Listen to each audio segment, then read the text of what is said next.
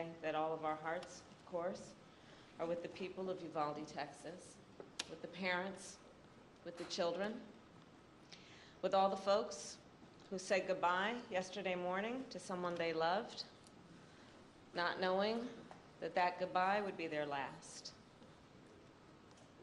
Enough is enough. Enough is enough. As the President said last night, we must have the courage to stand up to the gun lobby and pass reasonable gun safety laws.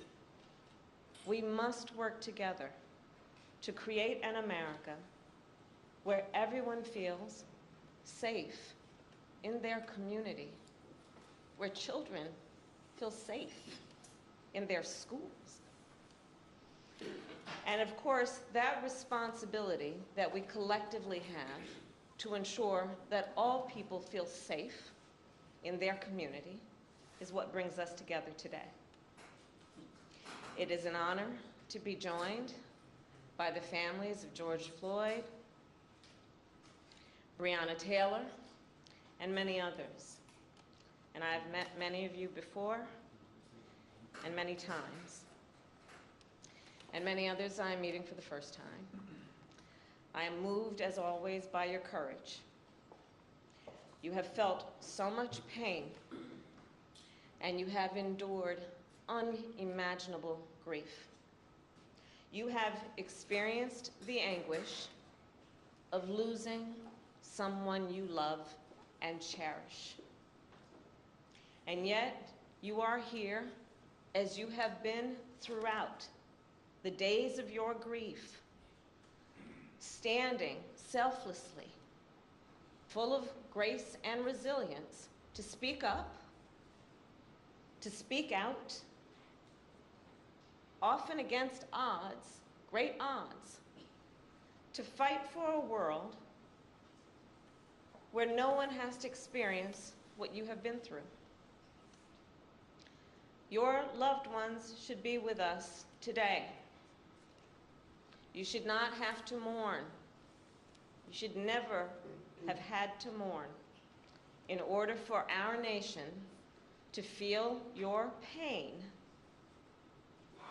and to understand what is wrong and to agree that something must be done.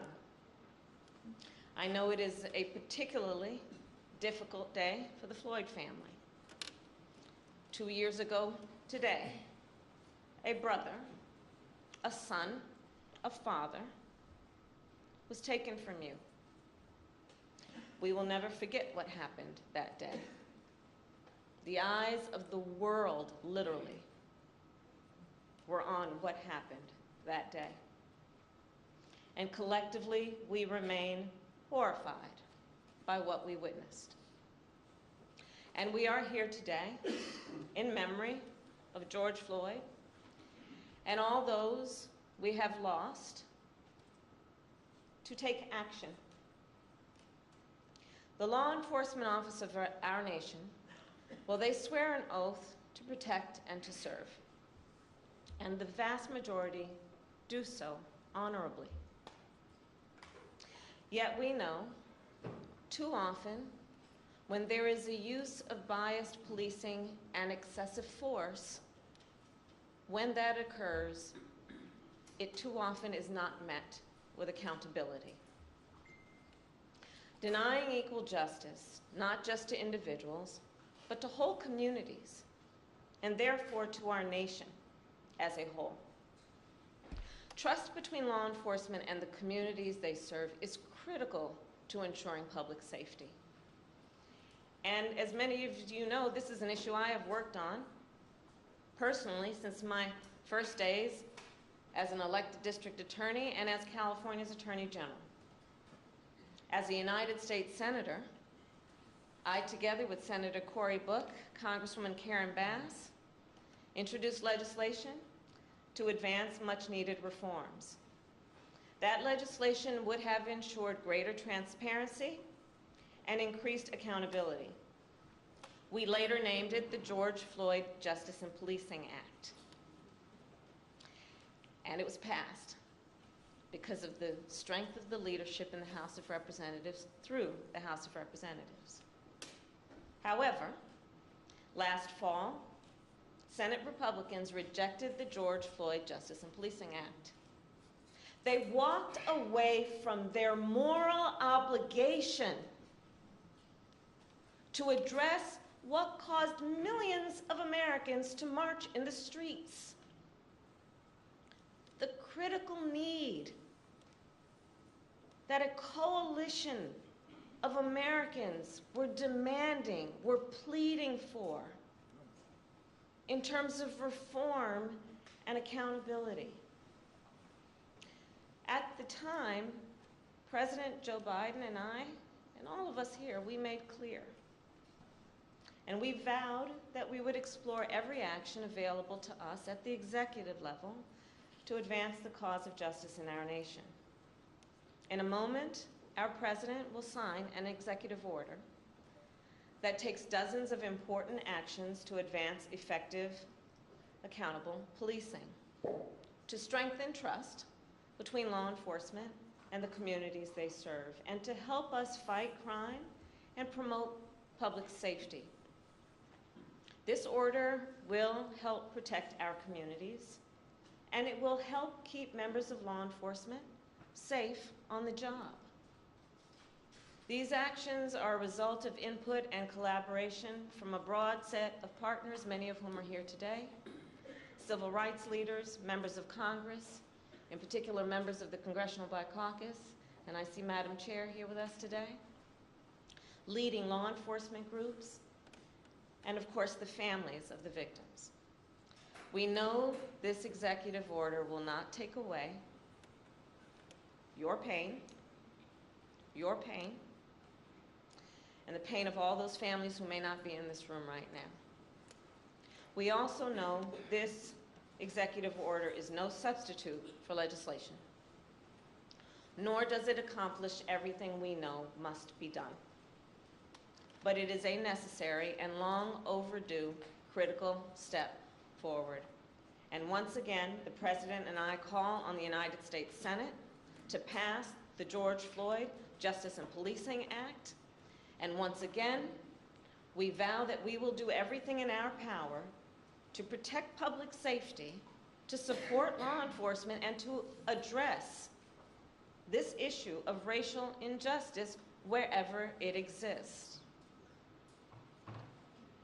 And with that, it is now my great honor to introduce a man who, when he ran for president, was clear in his purpose, which was to bring our nation together, who fights every day to make sure all our communities are safe and that the rights of all people are protected.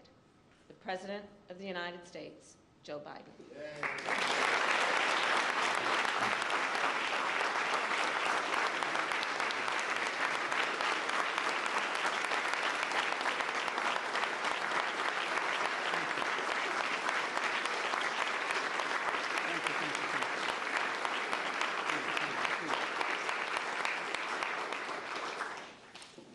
Thank you all. Vice President Harris, before we begin, let me say a few words about what happened in Uvalde, Texas, elementary school. Since I spoke last night, the confirmed death toll has tragically climbed, including another teacher and three more students. Jill and I will be traveling to Texas in the coming days to meet with the families and let them know we have a sense, just a sense of their pain, and hopefully bring some little comfort to the community in shock, in grief, and in trauma. As a nation, I think we all must be there for them, everyone. And we must ask, when in God's name will we do what needs to be done to, if not completely stop, fundamentally change the amount of the carnage that goes on in this country? To state the obvious, and Corey and a lot of other people here, I'm sick and tired. I'm just sick and tired of what's going on and continues to go on. I spent my career as chairman of the Judiciary Committee and as Vice President, working for common sense gun reforms, as I said, as a senator and a vice president. While they clearly will not prevent every tragedy, we know certain ones will have significant impact and have no negative impact on the Second Amendment. Second Amendment's not absolute. When it was passed, you couldn't own a cannon. You couldn't own certain kinds of weapons. It's just always been limitations. But guess what? These actions we've taken before, they saved lives. They can do it again. The idea that an 18-year-old can walk into a store and buy weapons of war designed and marketed to kill is, I think, just wrong. It just violates common sense. Even the manufacturer, the inventor of that weapon, thought that as well. You know, where's the backbone? Where's the courage to stand up to a very powerful lobby?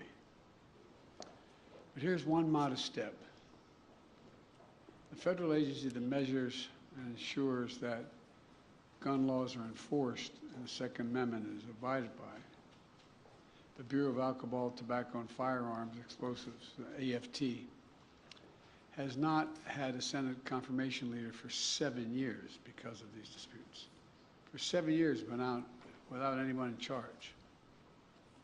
I nominated a supremely qualified former prosecutor who has broad bipartisan support from law enforcement and the community overall. His hearing was held earlier today, I should say. The Senate should confirm and without delay, without excuse, send the nomination to my desk. It's time for action. We're here today for the same purpose, to come together and say enough, to act. We must. Vice President Harris and members of the Cabinet, members of the Congress, civil rights leaders, law enforcement officers and officials, distinguished guests, especially the families missing a piece of their soul, including the family sitting in front of me and the beautiful young girl who told me my daddy's going to change history. And he will, honey. He will. They've lost a piece of their soul 2 years ago as well. You know, I know events remembering your loved ones, even though they're met with great reverence, are really hard. Everything's come back as if it was happening yesterday. But in your own ways, you've each of you, whose family's been victimized, have summoned the courage to find purpose through your pain, to stir justice that's been too long dormant, and to give hope while in need of hope yourself. That's why the executive order I'll be signing today is so important in my view. It's a measure of what we can do together to heal the very soul of this nation, to address profound fear and trauma, exhaustion, that particularly Black Americans have experienced for generations, and to channel that private pain and public outrage into a rare mark of progress for years to come. 2 summers ago, in the middle of the pandemic, we saw protests across the nation, the likes of which you hadn't seen since the 1960s. They unified people of every race and generation. Athletes and sports leagues boycotted and postponed games. Companies and workers proclaimed Black Lives Matter. Students staged solidarity walkouts. From Europe to the Middle East to Asia to Australia, people saw their own fight for justice and equality, what we were trying to do. The message is clear. Enough. Just enough. Look, almost a year later.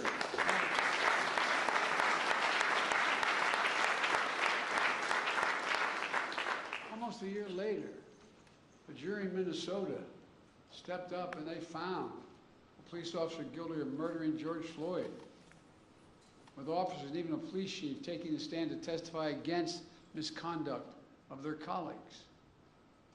I don't know any good cop who likes a bad cop.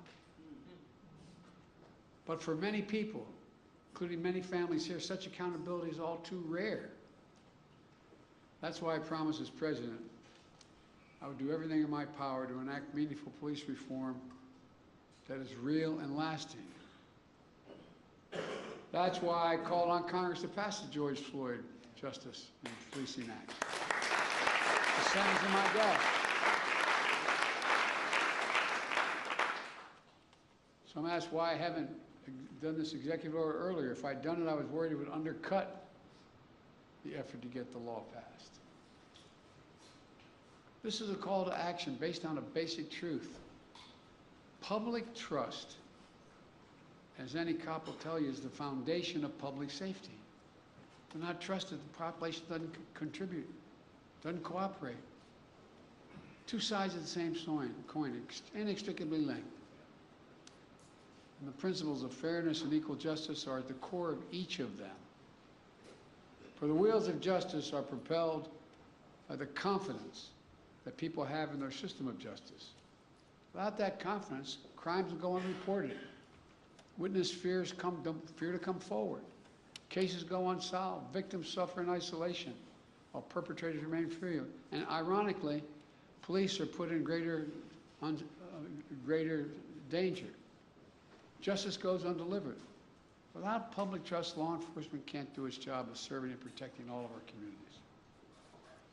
But as we've seen all too often, public trust is frayed and broken, and that undermines public safety. For the families here today and across the country who've had to ask why this nation, why so many black Americans wake up knowing they could lose their life in the course of just living their life today. Simply jogging, shopping, sleeping at home.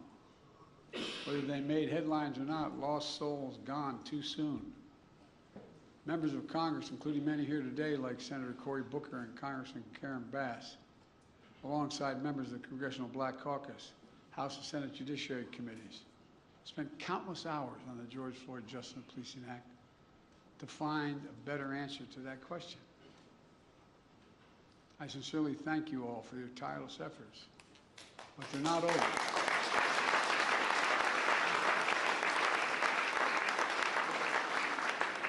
The House passed a strong bill. It failed in the Senate, where our Republican colleagues opposed any meaningful reform. So we got to work on this executive order.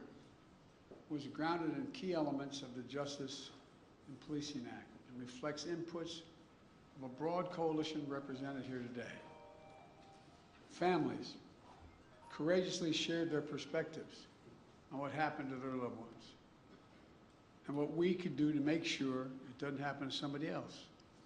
Civil rights groups and their leaders of every generation who've given their heart and soul to this work provided critical insights and perspectives. The executive order also benefits from the valuable inputs of law enforcement who put their lives on the line every single day to serve.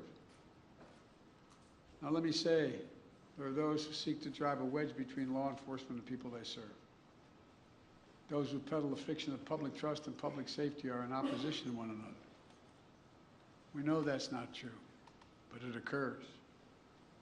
I believe the vast majority of Americans want the same thing: trust, safety, and accountability.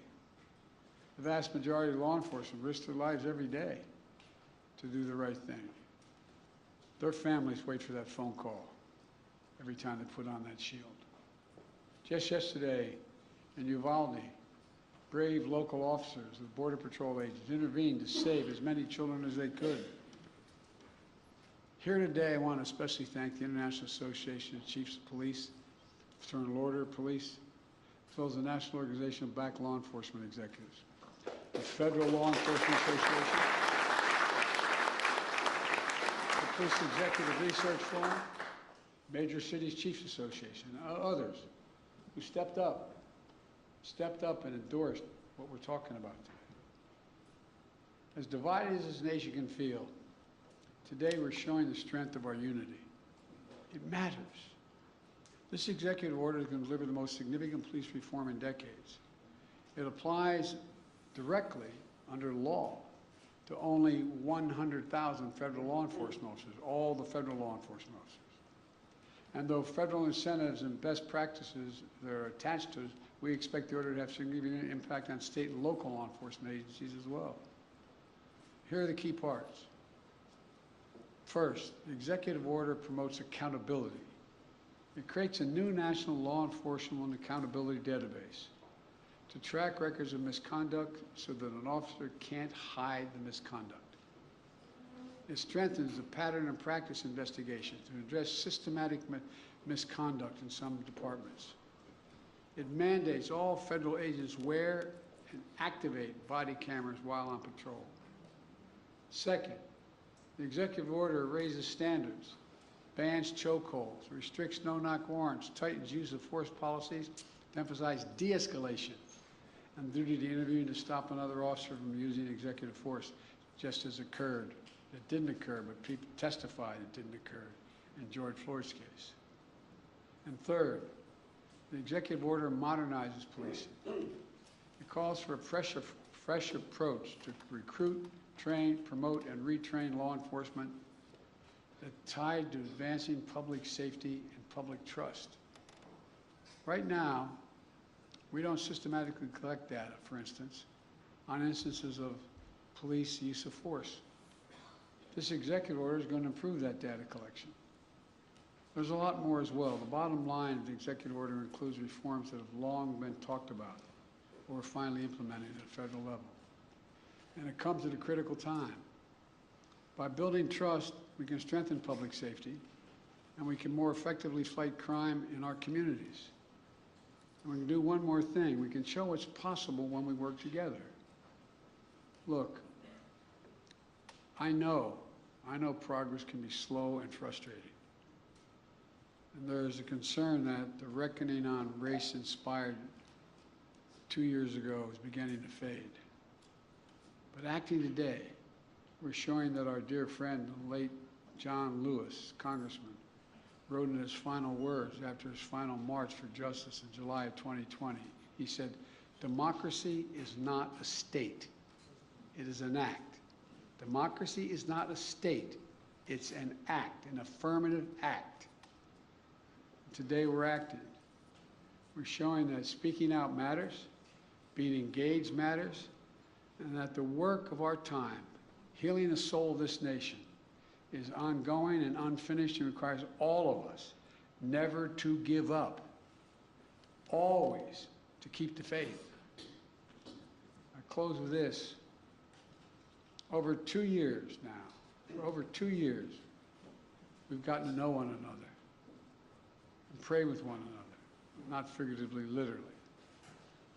I promised the Floyd family, among others, George's name is not just going to be a hashtag. Your daddy's name is going to be known for a long time. But as a nation, we're going to ensure his legacy and the legacy of so many others remembered today. It's not about their death, but what we do in their memory that matters. The purpose. Just a few moments, I'm going to deliver on that promise when I sign the executive order. And Kamala and I will continue, along with our friends in Congress, to get meaningful police reform legislation to my desk as best we can, as quickly as we can, beyond what we're doing here, affecting states as well, directly.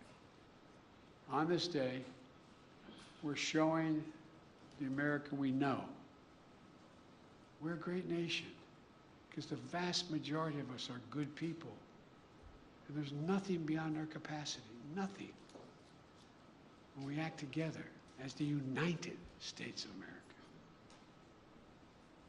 This is a start, a new start. May God bless you all. May God protect our forces. Now I'm going to go sign that executive order. Thank you.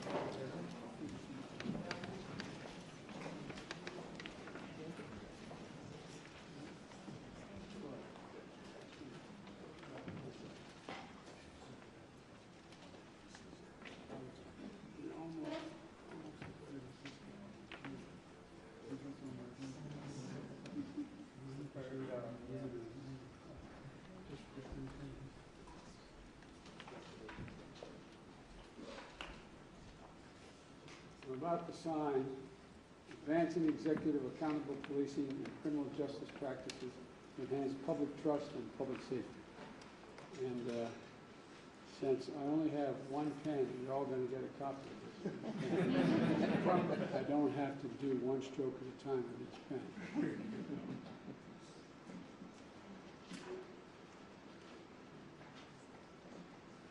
God willing,